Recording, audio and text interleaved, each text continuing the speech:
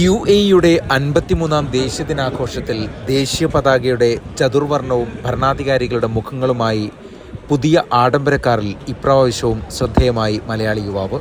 സംരംഭകനും അൽമാനിയ group ചെയർമാനുമായ കോഴിക്കോട് സ്വദേശി Shafeeq Abdul റഹ്മാനാണ് silent train എന്ന് വിശേഷിപ്പിക്കുന്ന റോൾസ് റോയ്സിന്റെ പുതിയ മോഡൽ ഇലക്ട്രിക് കാറായ സ്പെക്ട്ര ദേശീയ വർണ്ണങ്ങളാൽ അലങ്കരിച്ച് സ്വദേശികളെയടക്കം ശ്രദ്ധ നേടിയത്.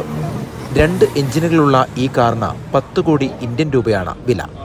ഈദുൽ ഇത്തിഹാദ് എന്ന ഇപ്രാവശ്യത്തെ ദേശീയ ദിനാഘോഷത്തിന്റെ പ്രതീകമായി സായിദ് റാഷിദ് ചിത്രമാണ് കാറിലെ ഏറ്റവും വലിയ പ്രത്യേകത.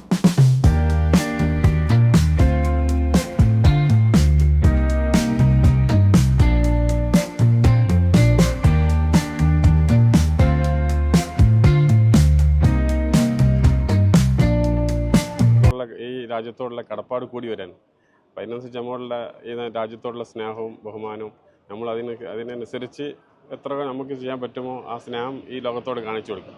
ആ ഒരു ലക്ഷ്യം മാത്രമേ ഉള്ളൂ. സൈലന്റ് പവർ റോൾസ് റോയ്സിൻ്റെ ഇലക്ട്രിക് ഫസ്റ്റ് കാറാണ്. ഇലക്ട്രിക് കാർ റോൾസ് റോയ്സിൻ്റെ ഇറങ്ങിയ ആ ഫസ്റ്റ് കാറാണിത്. സൈലന്റ് എൻജിൻ പവറാണ്.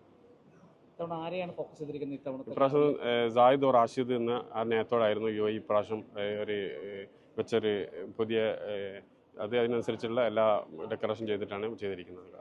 ഇതിനോട് ഒറ്റ വാക്ക് പറയുക, പോറ്റമ്മയോടുള്ള സ്നേഹം, ഒറ്റൊരു ആവേശം, അതിനുള്ള എല്ലാവിധ സപ്പോർട്ടും ചെയ്യും രാജ്യത്തോട് ഞാൻ കാണിക്കുന്ന ഒരു ചെറിയൊരു സന്തോഷം അതേ ഇന്ന് കാണുന്നുള്ളൂ. അല്ലാഹു ലക ശുക്ർ.